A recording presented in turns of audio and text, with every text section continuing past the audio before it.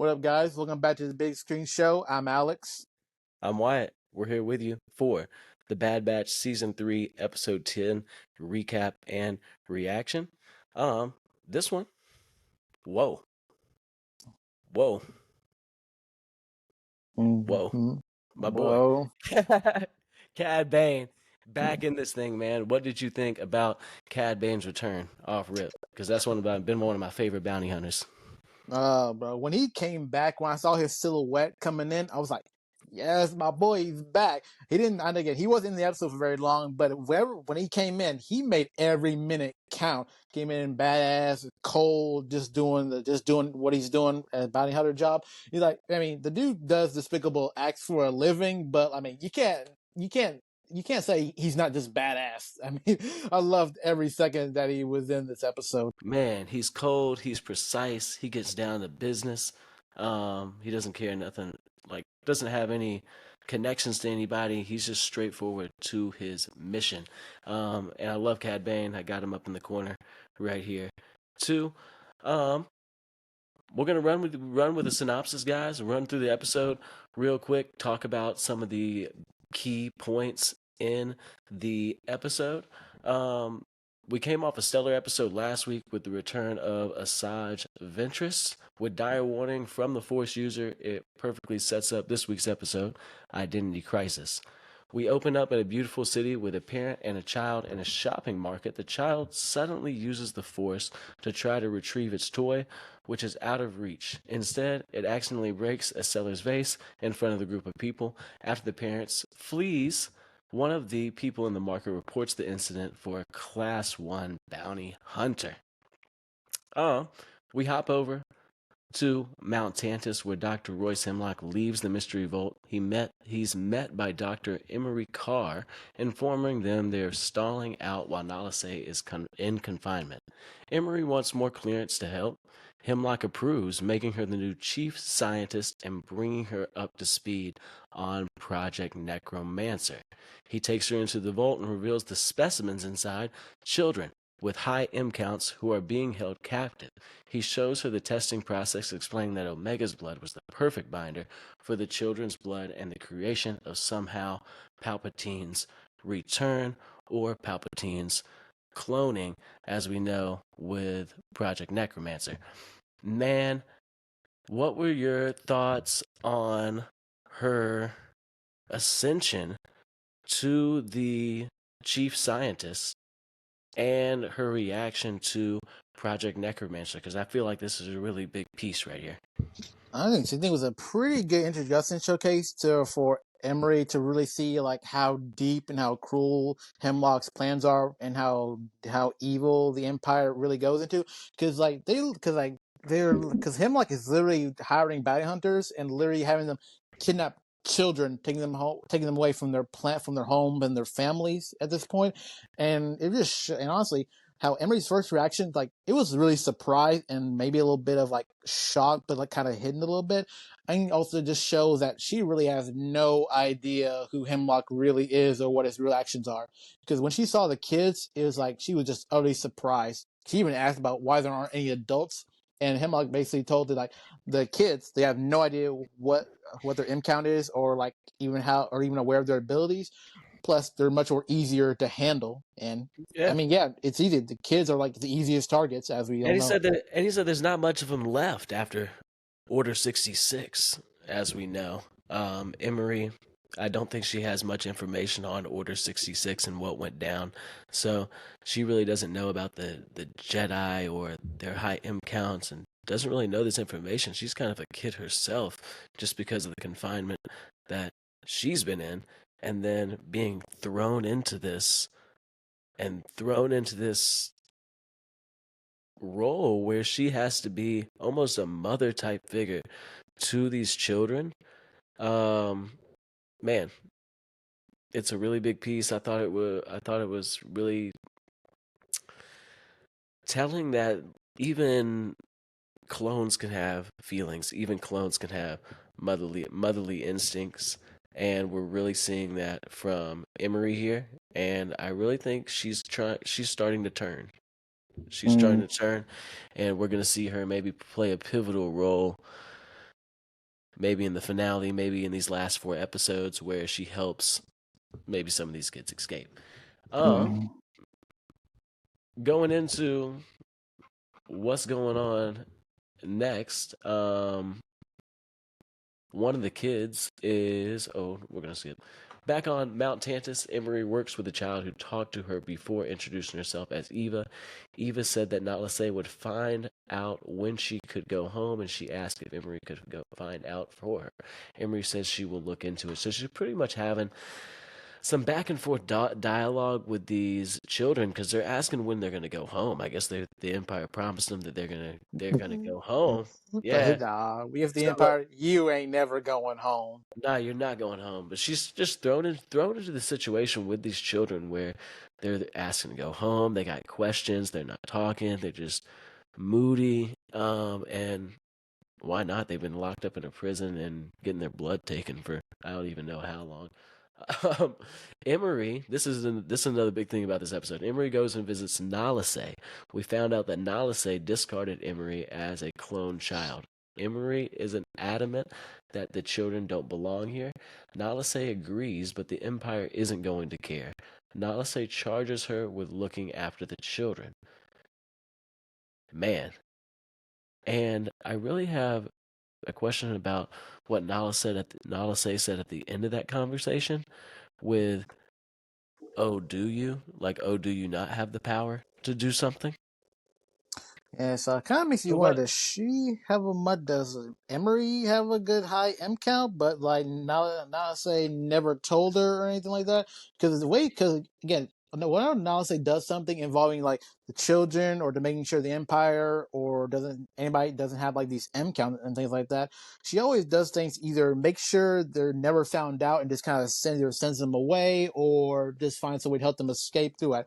So it almost seems to me like Nalase literally say rejected and pushed Emery away because she also had a much higher M count, such a higher M count, just like Omega.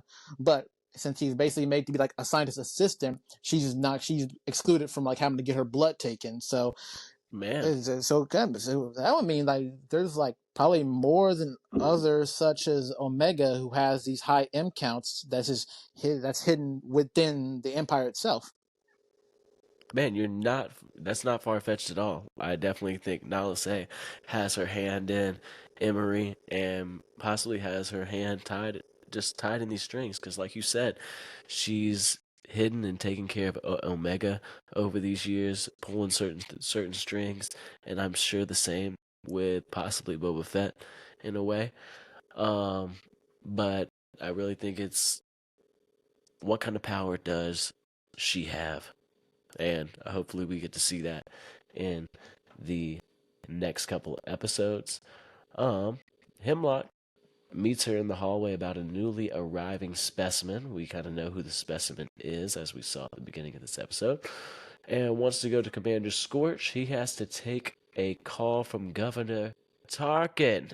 We see Tarkin in this episode Yeah. also. That was great. I love them bringing in all these characters. Tarkin is not pleased about how much money Hemlock is getting in his fancy secret project, or that Hemlock won't even share what it is. Then Hemlock calls Clone X2, who has tracked down Sid, someone we haven't seen all season. Sid gave up Fee Genoa. I guess that's her last name, but Fee. Tex chick. Yeah, the pirate girlfriend. Yeah, Tex pirate girlfriend. Yeah. And damn, like Sid. Costed them again, bruh. They should have damn dealt with Sid. They should have off Sid a minute ago, bruh. And they've been too nice to Sid. And Sid has given them up once again. And they've given up Fee. Pretty much the clone commando um, pulls up on them Fee and gets the tracking info from them. It's pretty easy. This man is a crazy nice operative, yo. He was in and out of that bitch like that. That's Yeah. it. Last thing, just like Jason Bourne, man, just like Jason Bourne with them shadow ops. Yeah. Back to Emery though. Let's go. Let's finish Emery's lineup for this episode. Emery arrives with Scorch to meet up with Cad Bane and Toto. She tries to get some answers out of the bounty hunter, but he's not very helpful. Back at Tannis, the new child is added to Emery's roster of children to test and watch. She noticed that she can't see Jax, who is being isolated for punishment for trying to escape. Also, Eva isn't being very friendly because Jax is being punished. Meanwhile, Emery lied to her. Later in the lab, Emery is testing blood samples. It's revealed she's been holding on to Omega's wicker doll, Lula. She secretly gives it to Eva in Emery's own act of rebellion, bringing an end to Identity Crisis and an end to the episode. Thoughts on episode 10 here? Any big moments or big things you want to talk about before we move on to episode 11? Two things. I'm actually pretty glad that this episode actually gave more time for Tantus, because again, we really want to know more about Hemlock's whole experiments and reasons for Project Necromancer, and now we have more. And now we have much more in-depth knowledge about what it looks like, and about how he's getting all these M counts and using all these blood samples. Because like now we know why he's literally abducting children with M counts and getting bounty hunters to like check their M count levels and see if they're actually at the levels needed for these experiments and samples. But again, we're also getting a pretty big character growth for Emery, because even what we said at the beginning of our very first videos for the start of the season, we were thinking about how Emery has like this kind of empathy, and how maybe down the line she was gonna learn to change sides, and like after what she discovered now and how she's kind of getting these attachments to like these prisoners at this moment, she's definitely gonna have a major change of heart, especially with going into like the later parts of this season and what we're gonna be talking about for the next episode. No, I could not agree more. I loved them going into more detail on Tantus and more detail into Project Necromancer. One thing I will note, when they entered the vault, when he went in with the Emperor, they went straight. When she went in, then they took a right.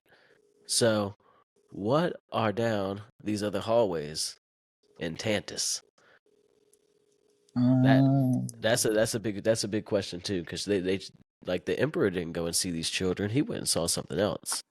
So what else is down there? I wonder if that's like how they're using like some like the blood samples or something from clones, and just trying to making like maybe like rejected clone bodies for something. How like, because again, Project Necromancer is literally meant to be a way for Palpatine to like transfer his essence into these bodies, and like Mm-hmm. he's probably, and I guess Hemlock is probably just showing him like these failures or stuff that has either these bodies that has either hasn't fully grown, or basically just came out really damaged beyond use and recognition.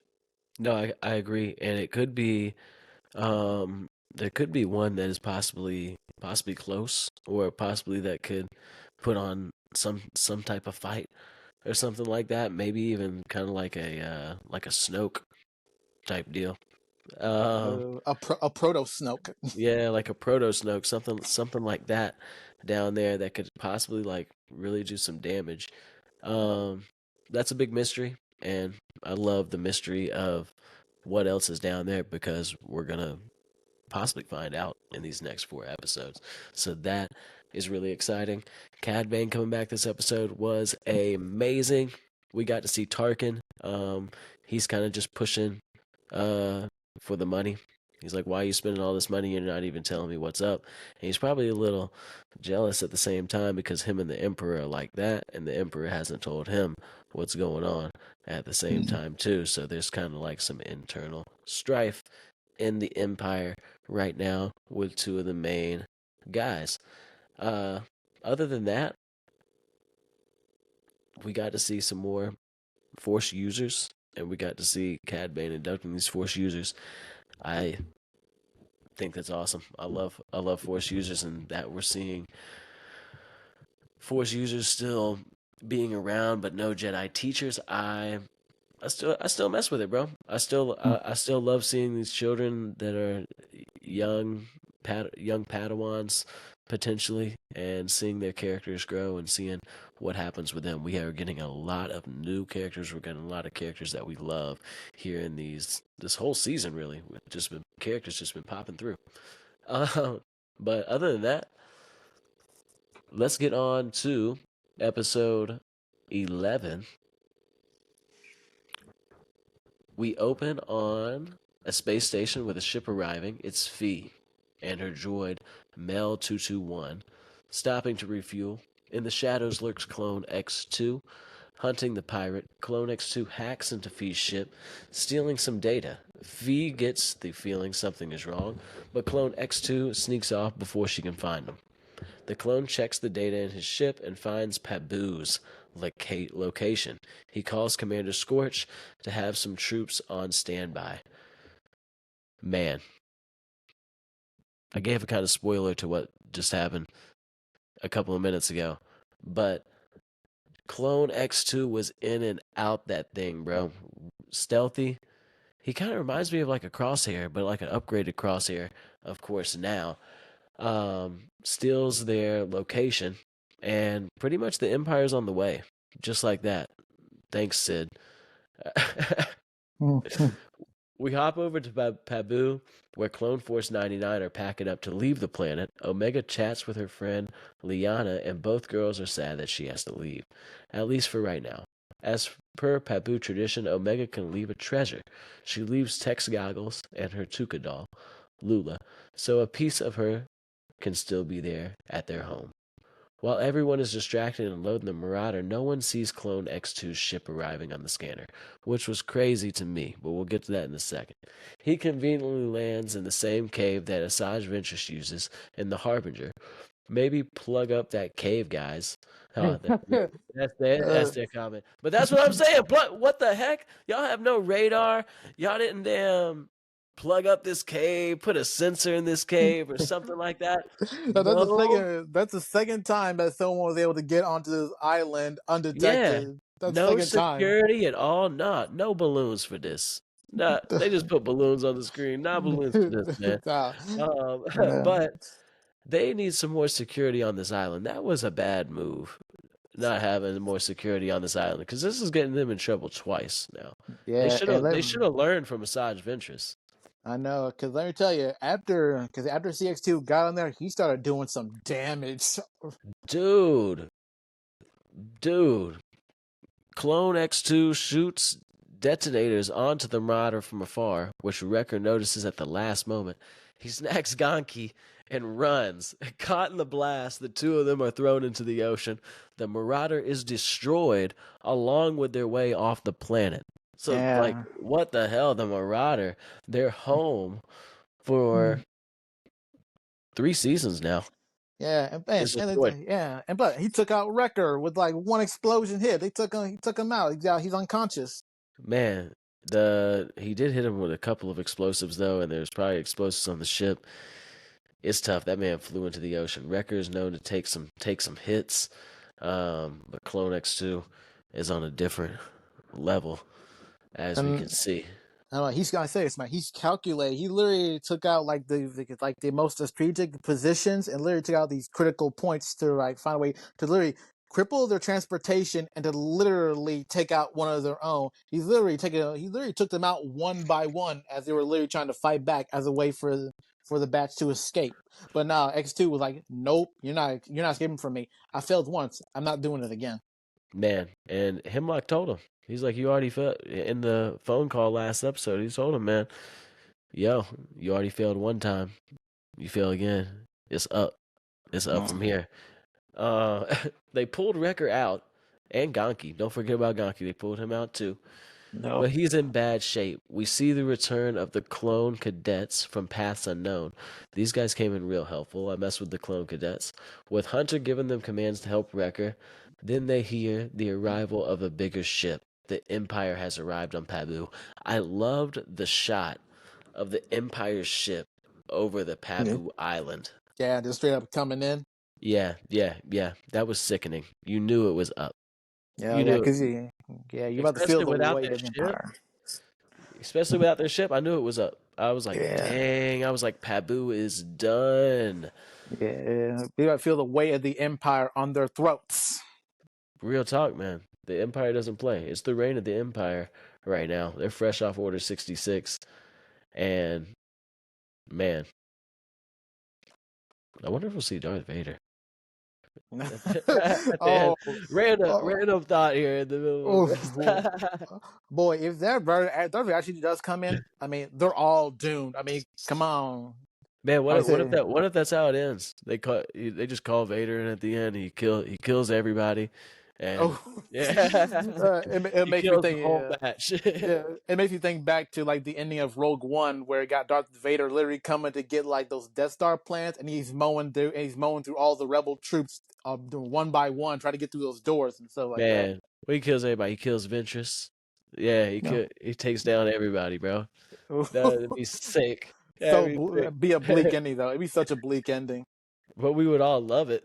I mean, I'd be up in hands if they brought Darth Vader back and he ended up because that's just realistic. He would end it all, y'all. Yeah, true. I'd be shocked and horrified, but then I'd be like, I mean, come on, Darth Vader. He's like, he's one of the best characters and stuff like that. He evil, but he gets stuff done. Yeah, He gets it done. man. Back to there's one of our theories right there. Back to Pabu. Uh, the people at Pabu flee as stormtroopers and clone commandos move in, destroying all sea vessels and escape route. Omega blames herself, but Hunter is quick to say that this is all the Empire's fault. They make a plan to steal a gunship to contact Echo. Hunter goes after the ship while Crosshair and Omega head to the ships to get Wrecker, who is getting medical treatment. Shep, the mayor of Pabu, confronts the clone X2 demanding answers. Clone X2 threatens Shep, saying they will burn Pabu to the ground to get Omega, so we better comply with their search or else. Well, Because that moment was like so badass. Because like literally the mayor Pabu was literally going like, you've attacked my village and exploded. But then he said like, all I've done was give like these strategic moments to make sure the captors don't get away. But it's like I haven't even started. I can do so much worse. man, He real literally said talk. I can do so much worse, and I believe him because like he's really willing to destroy the whole place just to get Omega.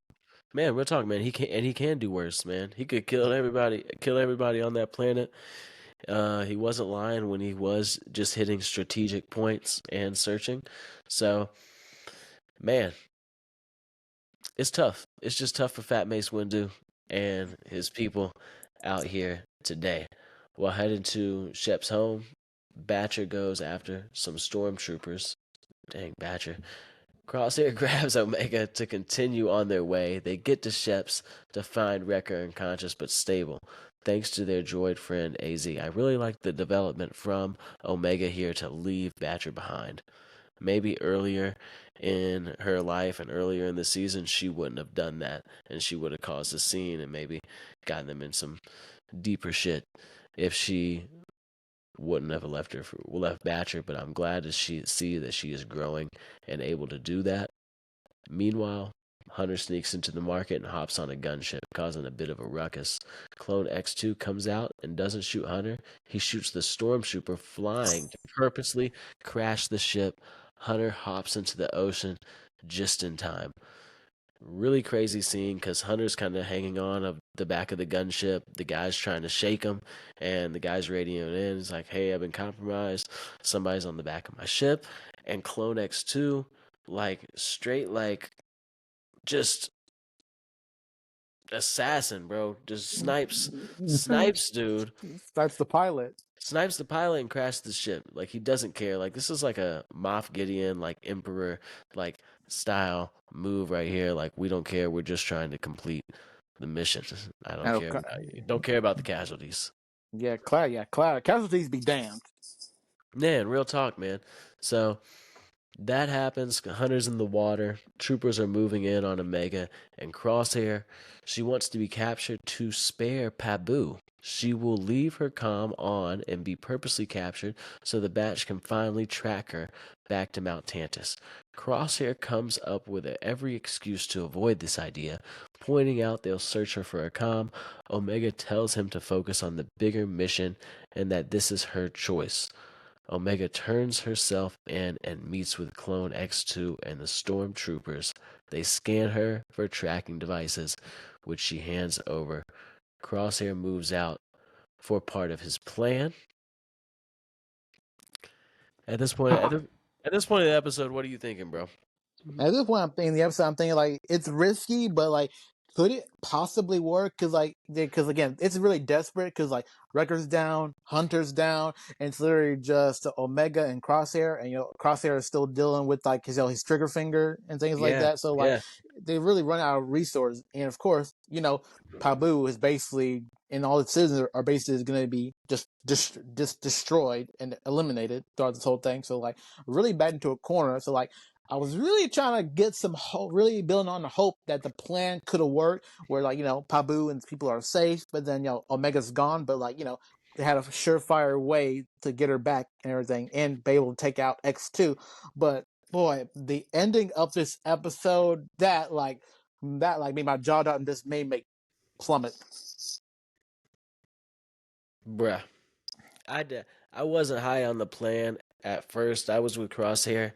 Like they should have held out. They should have held out just a little bit. And man, seeing that they can link up back with Hunter or something like that, and maybe they can. I don't know what they would have done exactly. They could have tried to get another gunship, but man, giving herself over like that, and then Crosshair engaging, because their plan was for Crosshair to shoot the tracker onto the gunship. He gets into the conflict with the clone troopers, and it's too late to hit the shot. He misses his chance to target the ship with the tracking device, with no way of following her. Omega once again is captured by the Empire. I'm blown. I'm blown right now. No, What? they got her back. Only they just lost her again. I know, bro. They should have had some higher security and they should have left that planet a lot sooner. But besides that, man, they should have had some type of backup plan or like a way to make sure the tracking device was going through. She should have swallowed the tracking device or something. I don't know. I don't know, because with how that episode ended, I almost was making myself believe for a thing that maybe she had put a tracker in her helmet that she was wearing on top of her head. No, Maybe, I was thinking but that at then the like end too. I was thinking that at the yeah, end too. That there's uh, maybe a second tracker on her. yeah, like maybe she kept it like in her hat, in her helmet, or maybe she put it in her boot, on her belt somewhere. I Because don't know. how I was just really hoping that she had like maybe a backup just in case that Crosshair couldn't make the shot. Yeah. I do think that there is possibly one because they only scanned her once. They scanned her once, she handed one over, and they didn't scan her again. So it is possible that she did just carry two on her. Maybe she was concealing the other one in a different place, and hopefully they have her tracking location. That was the end of the episode. Going forward, I do think their plan is to bring Omega back to Tantus, obviously, and put her back in the room with the children. So, what's going to happen down there with the children? I really think Omega is going to have a big impact on them, like she has a big impact with everybody that she's around, and she's going to possibly be able to get the kids along with Emery to rise up and possibly escape themselves, to be honest. How they're going to save the clones, I guess maybe they would have to somehow get a message out to the Bad Batch and to the rest of the clone troopers that are trying to rescue the clones. Uh, What is your thought on and theories of what's going to go down with Omega at Tantus? Oh yeah, my idea theory is the same as yours, where Omega is literally gonna gather around the children who were taken, along with Emery, and just come with this strategic plan on to break out and to break out themselves. But I also feel like there's gonna be an intersecting story where we get like the Bad Batch, and along with like like Rex and Echo, to plan like this full like full like assault and just sneaking around onto the base. Like somehow, like maybe Emery could like send like a little signal or something to warn like Hunter and the rest them to make like this full assault onto the base to like free everybody. And Man, I you're right. would, yeah, I also want to think that again. This is also playing to like my theory in like their last episode where it's talking about then intersecting Asajj Ventress into this, and then making like Omega making this ultimate decision to like leave and go along with Asajj Ventress, like and also returning like the children to their homes and families, but then families and to their planets. Man, you are not far fetched. I can definitely see that happening, and I definitely do think Asajj Ventress is going to come into this. I think we're going to see more characters come, like more characters are going to be come into this final battle that we're going to Yeah, see the battle of Tantus, and the battle for the clones yeah, here at the end. So I think we're going to see everybody kind of soup up after this. I definitely see Hunter and Crosshair meeting back up with Rex and the other clones, and possibly we see their full force. I could see them linking back up with Asajj Ventress. I don't know who else they would call upon. Oh well, they could get Fee and then also get along with Fennec Shan and pay her for this type of job and situation too. I can definitely Okay, see okay. that. But again, I also want Cad Bane to be coming back in and be a part of this because I just want to see my boy in a couple more episodes. I just want to be in more episodes. No, same here, and maybe they get the information about Tantus from Cad Bane, even somehow. Maybe they go after Bane. They got to get the information from him. I would love to see that possibly possibly happen. Oh, Anything where we yeah. get Cad Bane, I'm cool with. Yeah, because all I know is if they're trying to get the location from Bane, he's not going to give it willingly. They're going to have to fight him or like get onto his ship and get and find out his last location that he's been to because he's not going to give it up willingly. Oh yeah, I know. That's gonna be a tall task, but I'm hoping for more Bane. Hoping for more heroes, more villains. I'm hoping for Darth Vader. I'm still hoping for Darth Vader, Yeah, but that was a I, stretch, but that would be great. it's a stretch. But who I really think instead of Darth Vader, it's going to be what if they get Omega in there and they use Omega's blood to successfully like make somebody, and they have to like take him on, like Asajj Ventress has to take him on or something like that.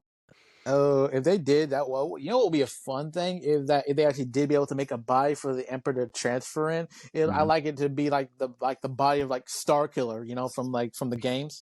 That Yeah, wouldn't that be awesome? Because again, everybody who's played that game or knows the character has probably been wanting for him to be in the Star Wars canon universe for like a very long time now. man. Well, they're saying possibly with the Ahsoka series that Star Killer might be the son. Like, cause cause he was Darth Vader's apprentice, and Ahsoka was Anakin's apprentice. So like, Anakin is the new father, Ahsoka is the new The um daughter. daughter, and then the who we just said Star Killer is the new son. I've seen that theory out there. Oh, that'd be a fun little dynamic, and also showing different dualities from like the masters that he's known. With Anakin being more compassionate, but also determined to make her stronger, and then Darth Vader with Starkiller is basically meant to be like cold hearted, tough, just like dark, and just teaching him more about anger and empowering emotion. hmm No, real talk. Yeah, I think that would be cool. But any other theories? Because we're kind of we rambling with the theories right now. Um, I can't think of any more theories that I have. personally. No, me neither. I think that's about it for me. I'll let it marinate. I always have the best theories like a couple of days after. I'm like, oh man, this could happen. We'll talk Um, about it next episode. yeah, but we'll talk about it next episode. If you have any theories, post them down below. What's gonna happen next? Who are you excited to see next? Who do you want to see? Obviously, I mentioned it 2 times. I want to see Darth Vader in these final 4 episodes. Who do you want to see in these final 4?